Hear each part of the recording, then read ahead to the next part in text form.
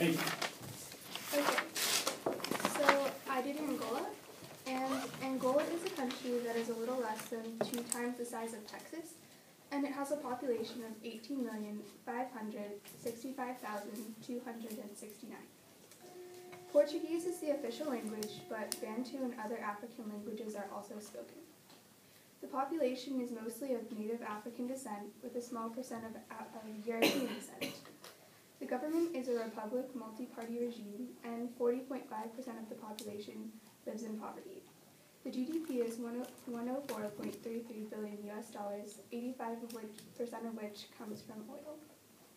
This leads to the question, if Angola is one of the largest oil producers in Africa, why does such a large part of the population live in poverty?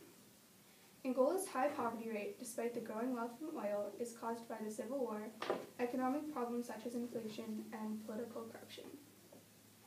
2002 marked the end of a 27-year civil war that left the country in ruins. There was an estimated death toll of 1.5 million people, and there were 4 million internally displaced citizens, as well as 500,000 people who fled the country. The Civil War started in 1975 when Angola became independent from Portugal and different political parties began fighting for control.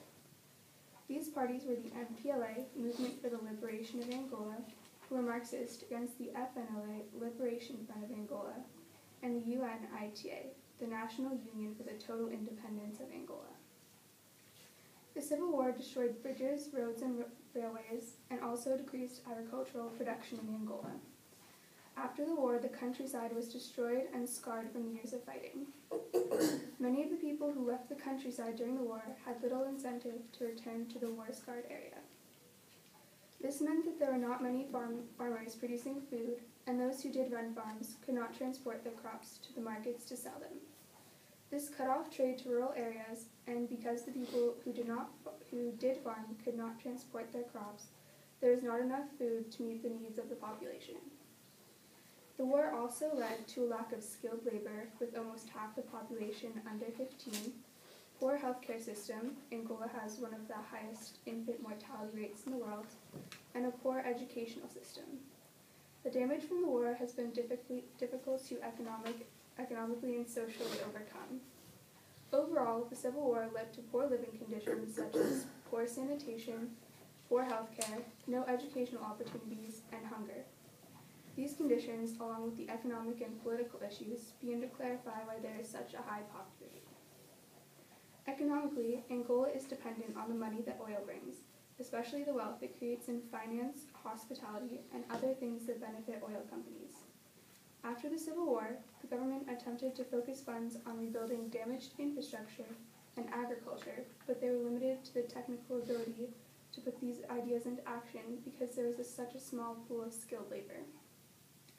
Therefore, the government did not focus energy on assisting the poor and addressing the level of poverty.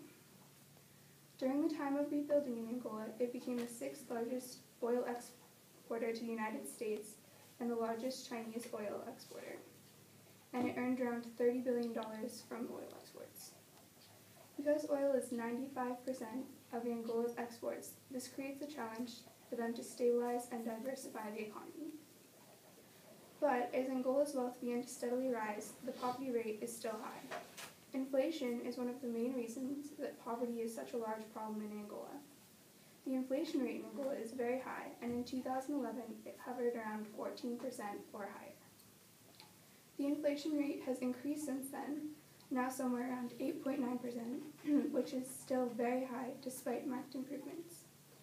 To break down why inflation is such a large problem, we must first understand what inflation is. Inflation is the rate of increase in price for goods and services. The inflation rate is such a big problem because as the inflation rate increases, prices on things like food and other basic needs increase.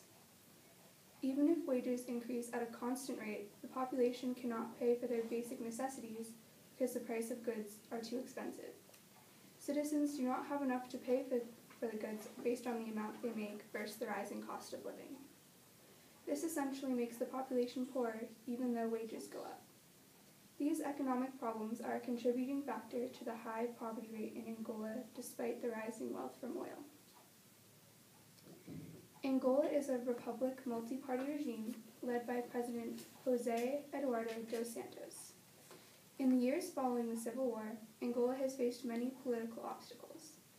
Angola ranks as one of the most corrupt regimes in the world, on top of low levels of human development. Because the Angolan government is not part of the World Bank and International Monetary Fund, the IMF, it does not depend on foreign aid. This means they do not have to follow the reforms and policies of the IMF and World Bank. This led to rampant corruption in the government, particularly in areas related to oil. Between 1997 and 2001, nearly $1.7 billion disappeared from government funds. These corrupt officials use state assets to increase their own personal wealth or use them for their own personal gain. Although the wealth pouring in from oil exploitation has the ability to transform the lives of struggling Angolan citizens, there has been almost no improvement. Upon closer investigations of the state budget, there was evidence of corruption in using government funds to invest in police and military intelligence used to suppress citizens and violate human rights. Although there has been attempts to increase transparency with the budget and revenue, corruption is still a major problem. In the past, money has been used for things like the Angolan Sovereign Wealth Fund, which allocates millions of dollars from oil money to the president and his family. These are just some of the examples of blatant corruption and partiality backed by power and illegal enrichment out of the government's pocket. To follow up on these issues that make Angola notorious in the press, there has been a lot of focus on continued transparency of revenue, from oil in particular, because it is such a big part of Angola's economy. Although there is hope for ending the detrimental ramifications of corruption in Angola, anti-corruption institutions are still underdeveloped and lack resources such as people, finance, and the technical ability. Unfortunately, the political corruption is one of the main reasons Angola is so poor. Because even though Angola is profiting from oil, most of it goes to government officials and government spending. Because such a large portion of spending is for the government or taken by the government, very little goes to the improvements for education, healthcare, and the overall standards of living for most citizens in Angola. Overall, there are many reasons why Angola has such a high poverty rate, despite its rising wealth from oil. The most important reasons are the Civil War, economic problems like inflation, and the commodity-based economy, and corruption in the government. The Civil War that spanned 27 years left Angola in shambles and in poverty, with a small pool of skilled labor to revamp industry, a mostly uneducated population, and poor health care. The Civil War was what caused the Angolan population to fall into poverty. Economically, Angola became the 6th largest U.S. oil supplier and the #1 supplier to China. Although the population was getting poorer, Angola was making an exorbitant amount of money exporting oil as the demand for oil increased.